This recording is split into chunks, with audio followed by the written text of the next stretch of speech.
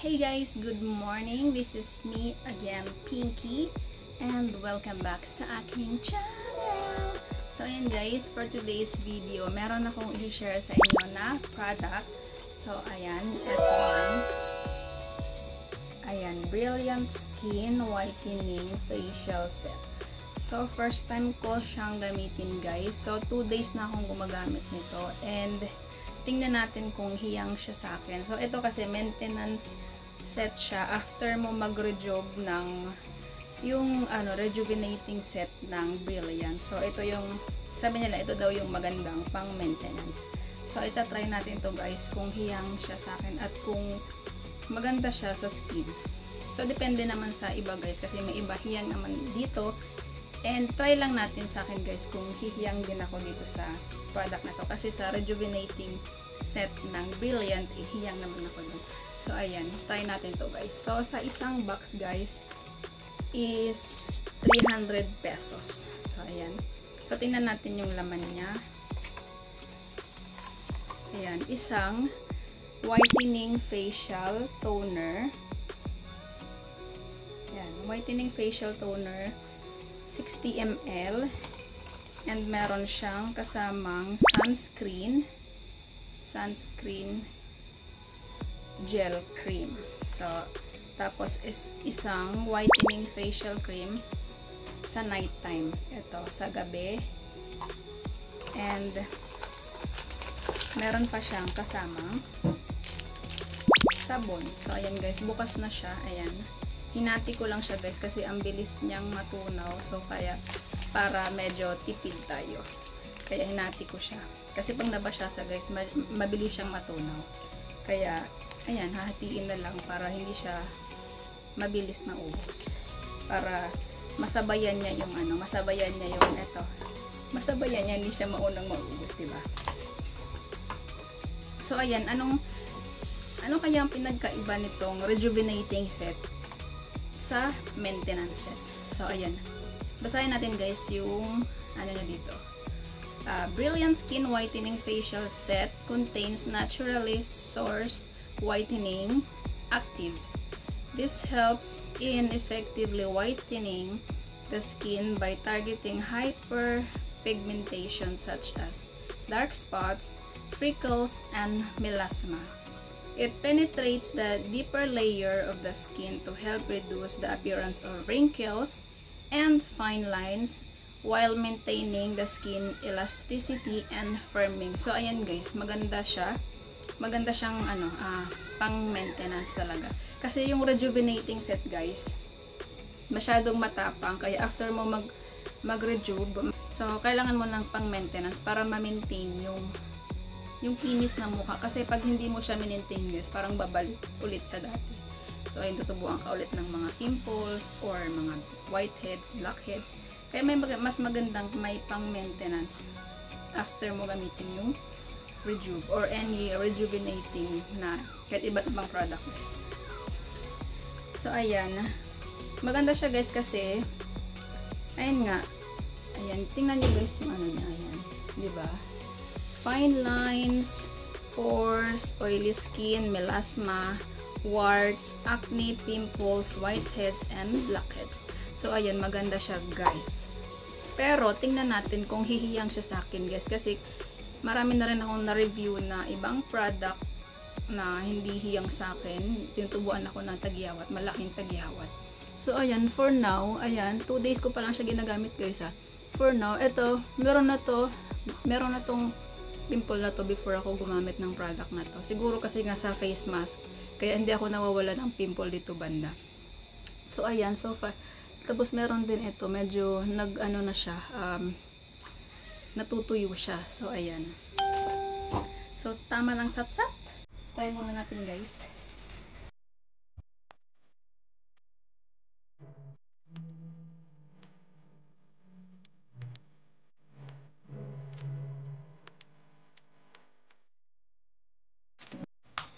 Anyway, kakatapos ko lang maligo. Maaga akong gumising kasi maaga yung online class ni Lia. Nag-start sila ng August 2. Ayan. Dahan-dahan lang ang paglagay sa ating skin. sa ating face kasi masyadong sensitive yung mukha natin guys. Sorry guys, nakatingin ako sa screen. Hindi dapat titingin ako dun sa inyo sa may ano. Kasi nakapatingin ako dun sa mukha ko. So ayan, kakatapos ko lang maligo. Wala pa akong ibang nilalagay sa mukha ko. Ito pa lang. Ayan. Tapos, lalagyan natin itong day cream. Itong gel cream. So, maganda rin siya guys. Ito, kailangan pag gumamit ka ng rejuvenating set or itong maintenance set, kailangan mo talagang gumamit ng ano guys, ng gel cream, lalo na sa umaga. Sa sun protection gel cream. Kasi ano siya guys, so UVA plus UVB ano ba yung Bisaya? Sorry guys, kasi Bisaya medyo na ano yung dila ko. Ulitin natin guys. UVA plus UVB protection with active whitening complex. So ayan siya guys.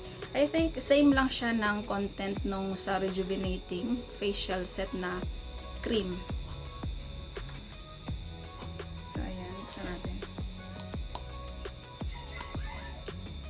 Ayan, bawas na kasi nga 2 days ko na siyang ginagamit. May mga dumidikit dito guys. So, dito na lang tayo kumuha para tipid. Para hindi sayang. Actually guys, lahat ng product ni Brilliant yung maganda. Tinatry ko siya isa-isa. Yung sa rejuvenating facial set, matagal ko na siyang ginagamit and meron na akong reviews doon. Proven and tested ko na talaga siya. Na maganda talaga. Pati yung mga kapatid ko, mga pinsan ko, yun na rin yung ginagamit nila.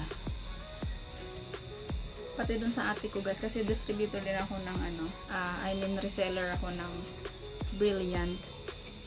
Ayun, pag meron akong stock dito, minsan pinakabenta ko dun sa ate ko sa tindahan niya, ubos agad kasi nga dun sa lugar nila, nakikita nila na ang ganda ng skin ng sister ko, kaya ayun, share na lang sa share sa blessing. I-share ang kinis, road to kinis. Saan guys, lagyan din natin sa leeg guys. Pero hindi ako naglalagay ng toner sa leeg kasi lalo na yung yung rejuve kasi nagbabalat siya ang hapdi sa leeg. Kaya di ako naglalagay. Okay lang naman kasi pantay lang naman ang kulay, maputi din naman. Maputi din naman yung leeg. Kaya pantay lang din naman siya. Ayan, maganda siya guys. Ayan. Ang light niya lang sa face. Hindi siya yung yung malagkit. Ayan lang. Cherry bells. So, ayan. After mo maglagay nito guys, pwede mo siyang patungan ng kung ano guys, or yung mga liquid foundation or lip tint, ganun. So, ayan guys, I think that's it muna for today kasi nga, itatry muna natin siya ng ilang weeks. Tingnan natin kung anong result niya sa akin. Maganda ba yung result niya sa akin. So, ayan, babalik na lang ako after 2 weeks. Or after maubos ko to, kung ano talagang result niya sa akin. Para mas maganda guys na i-review natin siya ulit after ko siyang gamitin kung gano'n siya ka-effective. So, yun. Hey guys! Welcome sa ating channel. For today's video, gagawin ko na ng final review itong Brilliant Skin Whitening Set. So, ayan. So, as you can see guys, paubos na siya. Ayan. Konting-konti na lang talaga yung laman niya. Almost 1 month ko siyang ginamit. And, ayan, makikita niya, konti na lang yung laman. Pati sa sunscreen. Ayan, paubos na. Paubos na yung laman niya. So, ayan guys, as you can see, ayan na yung result niya. So, sa 1 month to guys, wala akong ibang ginagamit na sa mukha. Ito lang. Pag yung sabon, ginagamit ko pag naliligo. And after that, itong toner and yung mga cream. So, ayan. As you can see guys. As you can see, okay naman yung result niya. Kasi pag may pimple naman ako, mabilis naman siyang matuyo. Pero medyo lang siya guys, kasi nga siguro hindi siya nagbabalat, hindi katulad ng Brilliant rejuvenating nila. Eh talagang mag-glass skin yung mukha mo. Eto guys, hindi siya masyado. Ayan, hindi masyado kasi yung toner niya is lang talaga, yung light lang talaga siya. And pang maintenance lang talaga siya. So yun. So maganda naman siya guys. Maganda siyang pang maintenance. Then after nito guys, siguro gagamit ulit ako ng Rejuve kasi gusto kong ma-renew yung mukha ko. Ma-renew. Gusto kong siya, yung glass skin effect. Kasi ito, hindi siya nakaka-glass skin. For me, sa mukha ko, hindi siya nag-glass skin. So, ayan lang siya. Ayan. Zoom. Ayan yung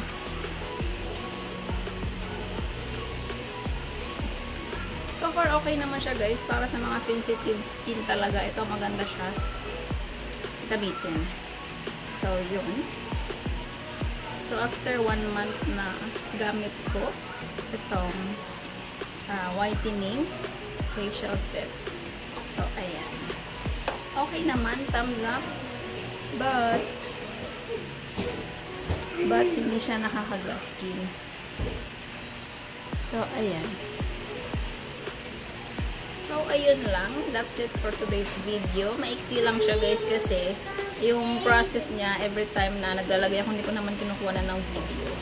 So, yun. Before and after lang siya. So, ayan. Mag-picture tayo ng after.